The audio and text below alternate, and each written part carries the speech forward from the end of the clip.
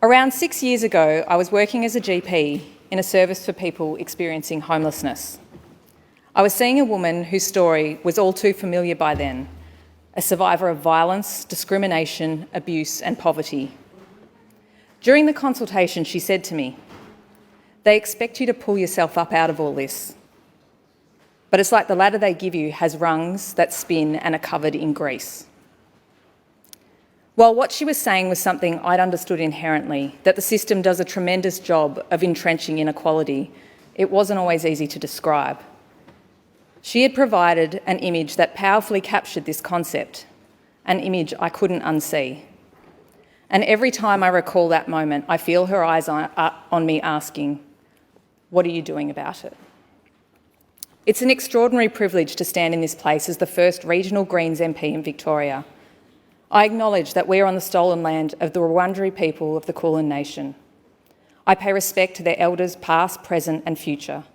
Sovereignty has never been ceded, and there is much truth to be told, to be heard, as First Nations people fight for justice and treaty, a fight that I commit to support in whatever way I can.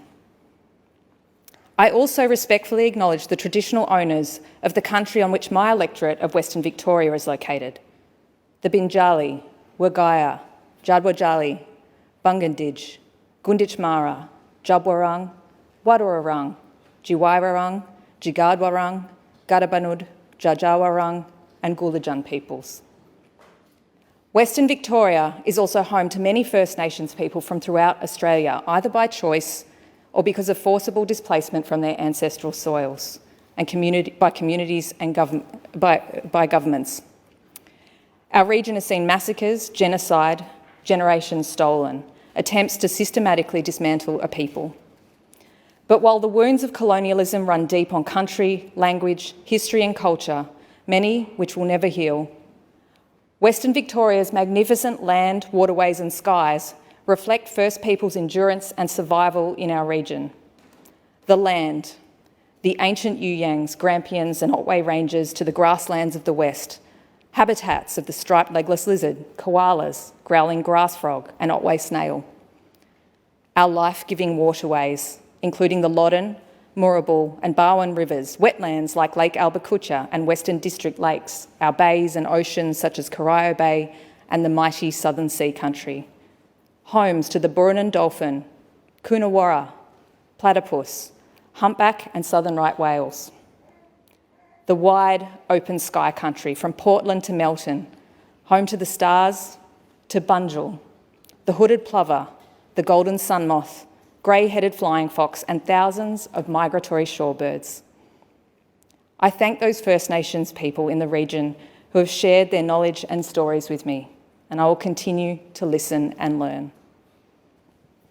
Western Victoria, Geelong or Geelong on Wadawurrung country, is also my home, but it hasn't always been. The eldest of 4 kids, I was born in Sydney. My mother was an Irish immigrant, one of 7 children, while my father and his brother were Australian-born with UK ancestors who were among the early colonisers. We moved around quite a bit as my parents followed work opportunities from Sydney to Wollongong to Canberra. Dad worked in retail, beginning at a service desk, working his way up to a career in management. He also has a strong interest in natural history and our environment and brought us up to share this. Mum left school at 15 and worked all sorts of jobs, including a long stint doing night shifts at a media monitoring company. She'd come home, run us all around, and then start again. And until I became a parent myself, I don't think I appreciated just how hard that was. She can't have slept for years. And just as I was finishing my schooling, she decided to become a primary school teacher and began on a later life career fulfilling her passion for education. Mum has a strong sense of social justice, and no matter what difficulties our family faced, never let us forget our relative privilege. Our household was always busy, and we all had to chip in to make it work. My amazing 3 siblings and I are all very different in our personalities and interests, but we've always been close. In the lottery of life, I won big with my family. While we had our fair share of challenges, ultimately, our ladders were climbable. School was transformative for me, largely due to teachers who were somehow just what I needed at the points they arrived. Kim Wilson, Kathy Griffiths, Michael McPhillips, Marion Lay, Graham Toms, Val Evans and many others. It's perhaps only in the longer term that we can see just how defining teachers' roles in our lives can be, and for each of them I can look back and see the moments where they shifted my trajectory. At school, I was what was commonly known as a nerd, and I found myself involved in various youth activities, one of which led to a morning tea at Parliament House for me and several other students with a federal MP, who shall remain nameless. I was in high school, it was the late 90s, and they were heady times in Australian politics. I was excited about meeting a real-life politician. During our morning tea, I asked the MP a question. If you could change anything about Australia, what would it be? Their response? Nothing. It was profoundly disappointing. I'd assumed the only reason anyone would do that job was because they were passionate about making a difference to something. This MP had spent the session trotting out the usual lines about how young people are our hope for the future, something that's always made me cringe. Not only does it deny young people their agency as present drivers of change, but more so, it's a cop-out on behalf of those who are in leadership positions with the power to change things now. Always deferring to the potential of future generations is why we see growing inequality, a housing crisis, decimation of our natural environment, and an increasingly unstable climate. What would you change? Nothing. Not content with doing nothing, I ended up deciding to study medicine, perhaps somewhat naively believing it was the best way that I could make a difference. So with too little money but plenty of excitement, especially about getting out of Canberra, I moved to Melbourne. My uni years were often pretty tough, moving from one dodgy rental to another and juggling work and study, but once again, with some luck and a system that was on my side, my ladders could be scaled. It wasn't long before I started to get frustrated with things in medicine. It was becoming clear that a lot of what affected people's health couldn't be fixed by a doctor. Access to care was being determined by postcode and income, not need. And many of the things making sick had nothing to do with healthcare at all. It was our social and physical environment. People disconnected from nature, from each other. I was restless and eager to find a way to change things, and after graduating I fell into the junior doctor arm of the Australian Medical Association. It wasn't quite what I was looking for, however it was the catalyst for an unexpected life-changing meeting. A Geelong-based colleague and I were competing with one another to see who could stage better industrial action, fighting for improved conditions for junior medical staff in public hospitals. And while I argue my walkout was better, he won the long game. I fell for his charms and ended up moving to Geelong. Accustomed to an itinerant life, I had no sense of one place being home, but something about Geelong changed that. Even before I lived there, it would hit me. Every time I'd go past the Yuyangs, past the sinister beauty of the refinery lights, past Corio Bay, it just felt like home, and it still does. I've since married my strike action crush, had 2 children, and lived there with our cat that stays confined to our property 24 hours a day, and 4 chickens. We feel strongly connected to our community and the very special region we are lucky enough to grow as a family in. It was in Geelong that I became more politically active. Once again, I'd struck good fortune, receiving a scholarship in 2011 to the London School of Economics to do a Masters in Health Policy, Planning and Financing, motivated by a desire to improve access to healthcare. Out-of-pocket costs were rising, as they have continued to do so since. While we like to pride ourselves on having a universal healthcare system, this has been eroded through increasing, creeping costs for scans, tests, specialists, GPs, dental care, allied health, psychology, aids and equipment, medication. We associate bankruptcy as a consequence of health costs with other countries like the USA, but it's happening here. A growing number of Australians experience what is known as catastrophic health expenditure, where they spend more than 10% of household income on healthcare, including over a third of the lowest income households. We know that at least 1 in 4 people with a chronic health condition forego necessary care due to cost. A vicious cycle of poverty is the result for many people. Poor health impacts their ability to work and participate in society. Low-income households are less likely to receive the care they need, and they're more likely to be further impoverished if they do. Ladders with rungs that spin and are covered with grease. On my return to Geelong, while working in general practice, I noticed that there was one MP who was talking about this and all of the things I'd been frustrated about throughout my medical career. Richard Di Natale. He was a federal senator in there working to change things. I reached out to Richard's office to see how I could support what he was doing, and I was welcomed in by Richard and his team. It opened up my world to a whole movement of people who care deeply about humanity and the environment. Around the same time, I began working in a service for people experiencing homelessness, and it was a tipping point. Every policy failure, every form of discrimination, all the ways our system entrenches inequality were being lived by the people I saw. Intergenerational trauma, poverty, the wounds of colonialism, childhood and neglect and abuse, violence, racism, transphobia, sexism, homophobia, isolation, asylum seekers hiding from authorities, people who had workplace accidents, gambling addiction, drug addiction, people caught up in the criminal justice system too young, stuck revolving between the streets and prison, burnt and infected feet from walking on hot ground without shoes, injuries from violent assaults, sexual assaults, simple chest infections becoming life-threatening on a winter's night on the street, pregnant people avoiding care for fear of their babies being taken away, people dying because of their lack of safe and secure housing.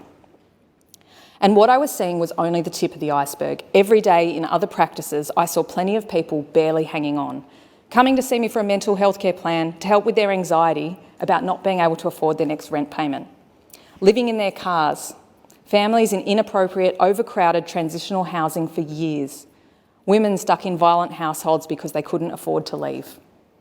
On any given night, over 25,000 people are homeless in Victoria and over 100,000 are waiting for public housing, and those numbers are growing, and countless more are on the verge of losing their housing. How is this acceptable? In a country as rich as ours, how are we okay with this? I'd go home at night, the image of the slippery ladder in my mind's eye. What are you doing about it? There was almost nothing I could do as an individual GP in a clinic. It required system change, political change. Inspired by Richard and many others, including Steph Hodgins-May, Lloyd Davies and Greg Barber, I decided to run for council in 2017. It was an incredible privilege to serve as a City of Greater Geelong councillor, working with my community for 5 years with the common goal of building a healthier, more connected and more sustainable Geelong.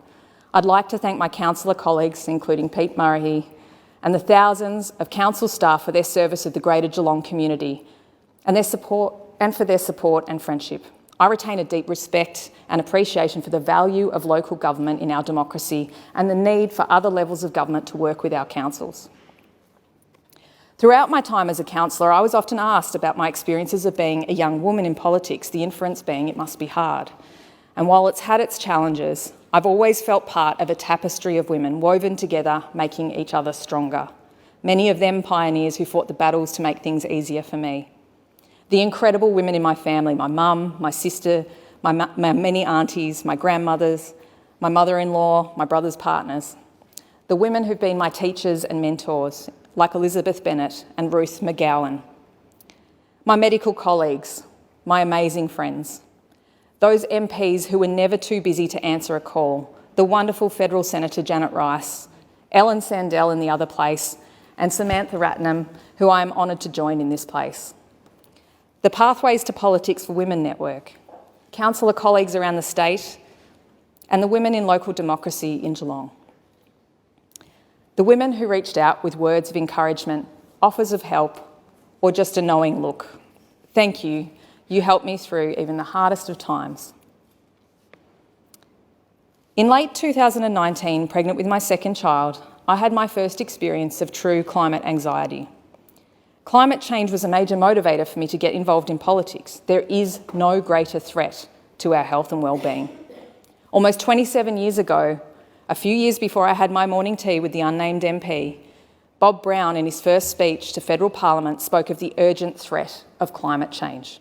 A speech that shamefully could be given today with few amendments. I've lived through the subsequent decades of debate, of denial, of inaction, of seeing corruption of politics by vested interests and the fossil fuel lobby, the ever more dire predictions and closing windows of time for action. While the insidious creep of climate change, peppered by increasingly frequent extreme weather events and disasters, displacement of people, ecological disruption and growing instability around the world, were a constant reminder of our failure to act. Until then, I hadn't felt so despairing about it. Having experienced recurrent pregnancy losses, I'd always avoided letting myself imagine my future children, but they were now finding their way uninvited into my consciousness. The icy panic would come to me during restless nights when I'd hear my grown-up kids asking, "What did you do about it, Mum? You knew. What did you do?" I know I'm not alone in this experience. These and many darker questions about our future and our role in it haunt a growing number of us. At that time, there was steadily growing community pressure for governments to act on climate change. School students were striking regularly, demonstrating their agency and asking us, the adults with the power to make decisions, asking us, the leaders, to act. This is an emergency. This is our future. What are you doing about it? The community of Greater Geelong was also calling on us as councillors to recognise and act on the climate emergency. And on the 20th of September 2019, I joined my community in marching for climate. And aside from the Cats winning an AFL Grand Final, I have never seen so many people in our streets. Students, workers, health professionals, parents, grandparents, concerned citizens, people who'd never been to a protest but were compelled to join this one. The horrific Black Summer bushfires followed. My parents live on the south coast of New South Wales, and all my family were visiting them over the holiday period.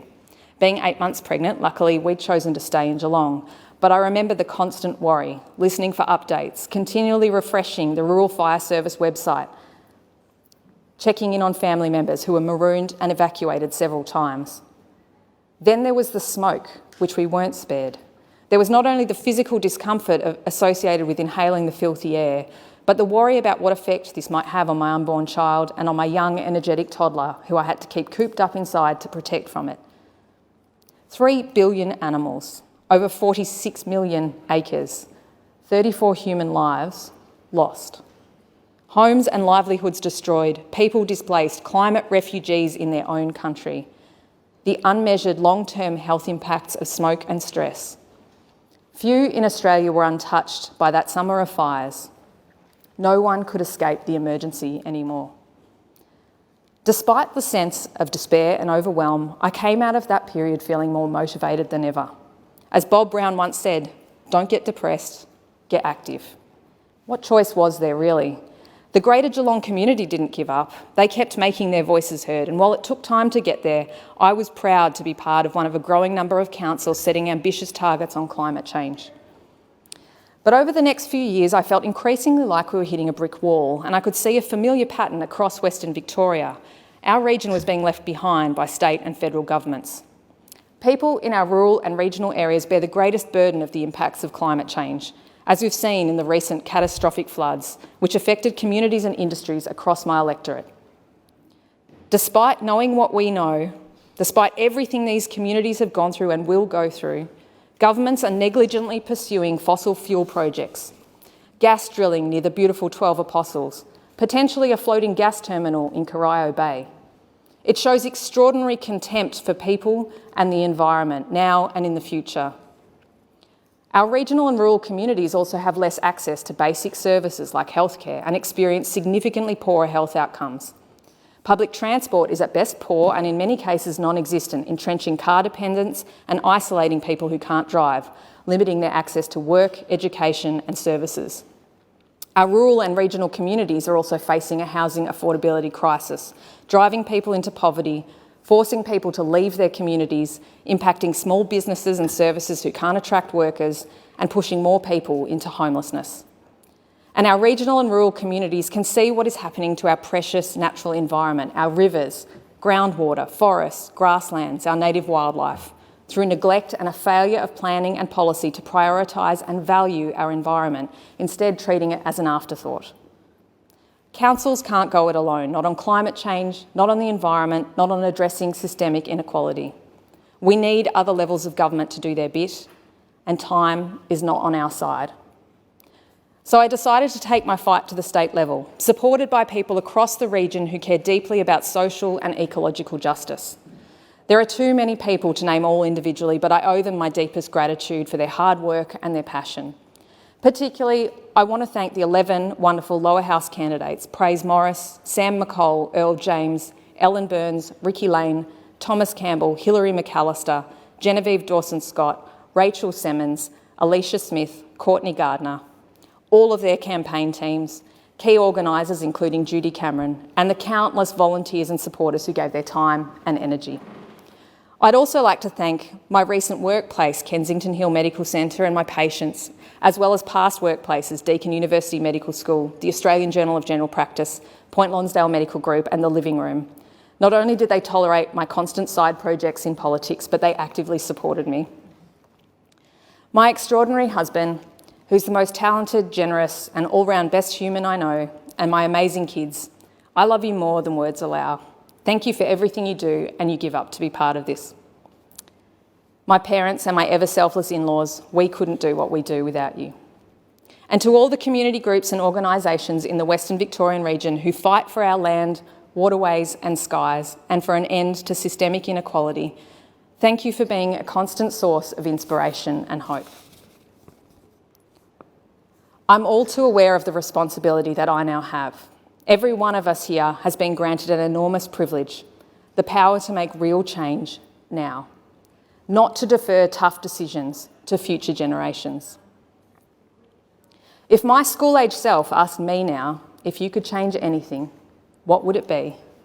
I would tell her, dismantle systemic inequality, no more ladders with slippery rungs, provide everyone with safe and secure housing, ensure that need, not wealth or geography, determines access to essential services like healthcare. Allow people to live free from discrimination, violence and abuse. Show solidarity with First Nations peoples' fight for truth, justice and treaty, and recognise that they have cared for this country for tens of thousands of years.